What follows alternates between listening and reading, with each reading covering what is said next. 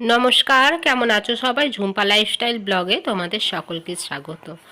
দুদিন পর আবারও ব্লগ দিচ্ছি। দুদিন একটু সমস্যার জন্য ব্লগ দিতে পারিনি।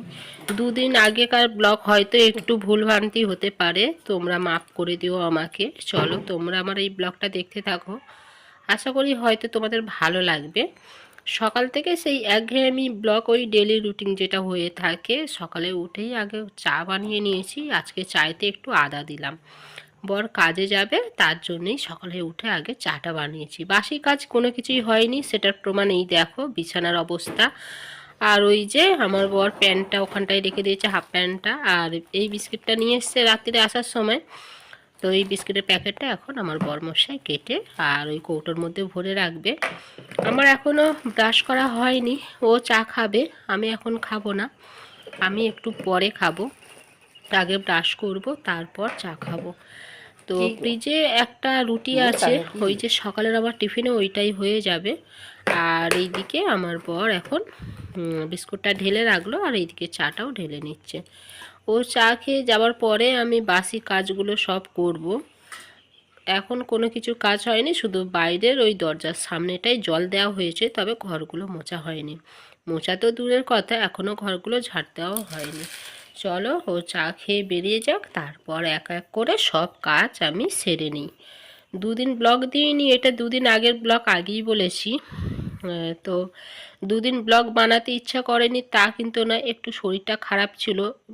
এখন না ওই ঠান্ডা গরম করে করে না বড্ড ঠান্ডা লেগে যাচ্ছে। চলো আজকে ডিমের ঝোল বানাবো, দেখিয়ে দিলাম তোমাদের কি কি রান্না হবে। এদিকে পেঁয়াজ, টমেটো, আলু এসব কেটে নিয়েছি। আজকে কাঁচা লঙ্কা কয়েকটা দেবো ডিমের ঝোলের মধ্যে। আর ওইদিকে দেখো ডিম সিদ্ধটা বসিয়ে দিয়েছিলাম, ওইদিকে ভাতটাও বসিয়ে দিয়েছি।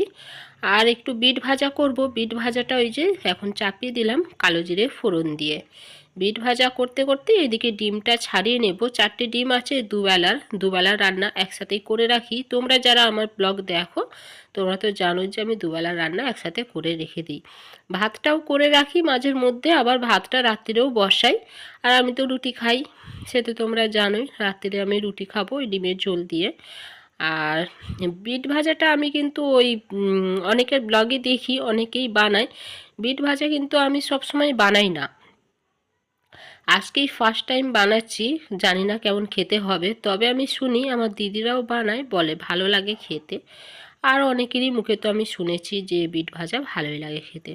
তবে অনেকগুলো বিট এখনও ফ্রিজে পড়ে আছে, তার জন্যেই আমি বলি চলো আজকে বানিয়ে দেখি। রান্না করতে করতে একটু শখ হলো, একটা কুরকুরের প্যাকেট হাতে নিলাম। এটা খেতে খেতে এদিকে রান্না করছি। দেখো ডিম সিদ্ধ হয়ে যাওয়ার পরে ডিমটা ভেজে নিয়েছি তেলের মধ্যে হালকা করে। আর আলুটাও ভেজে নিলাম। ওই যে বললাম আজকে ডিমের ঝোলে একটু কাঁচা লঙ্কা দেবো। এদিকে পেঁয়াজ আর আদা রসুন একসাথে কষানো হয়ে গেছে, এবার টমেটো আর কাঁচা লঙ্কাটা দিয়ে দিলাম। দিয়ে তারপরে যা মশলা দেওয়া, লঙ্কা, হলুদ, একটু জিরের গুঁড়ো, এই সমস্ত দিয়ে মশলাটা কষিয়ে নিয়ে তেল ছেড়ে গেছে দেখো। এখন এবার দিয়ে দেবো ডিম আলু ভাজা। এটা দিয়েও ভালো করে কষিয়ে নেব, তারপরে জল দিয়ে। আর যেহেতু আলু সিদ্ধ আছে, আলুটা আমি ভাতের মধ্যেই সিদ্ধ দিয়ে দিয়েছিলাম, যেহেতু আলুটা সিদ্ধ আছে তাই জলটা একটু মাপ করেই দেব। ওই দুবেলার ঝোল যেরকম লাগে আর কি, সেই হিসাবেই আমি দেব। চলো ওইদিকে ডিম আর আলুটা মশলার মধ্যে কষিয়ে নিয়েছে, এখন জলটাও দিয়ে দিলাম। এবার কিছুটা সময় ফুটবে, তারপরে আমি নামিয়ে নেব।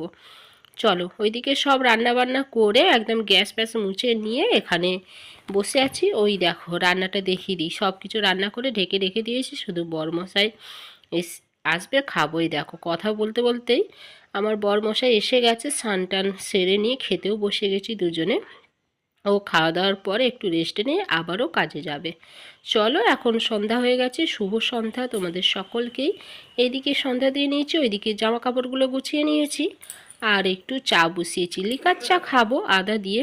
বললাম দুদিন শরীরটা খারাপ ছিল, তার জন্য ব্লগ তো বানাইনি, এটা আগের ব্লগ হলেও তখনও সর্দিটা হালকা মতো আমার ছিল। তো যাই হোক ওইদিকে সব কাজ গোছানো হয়ে আমি এখানেই শেষ করে দিচ্ছি। যদি আমার এই ব্লগটা ভালো লাগে লাইক, শেয়ার, কমেন্ট, সাবস্ক্রাইব করে দিও। তোমরা সকলেই ভালো থেকো এবং সুস্থ থেকো।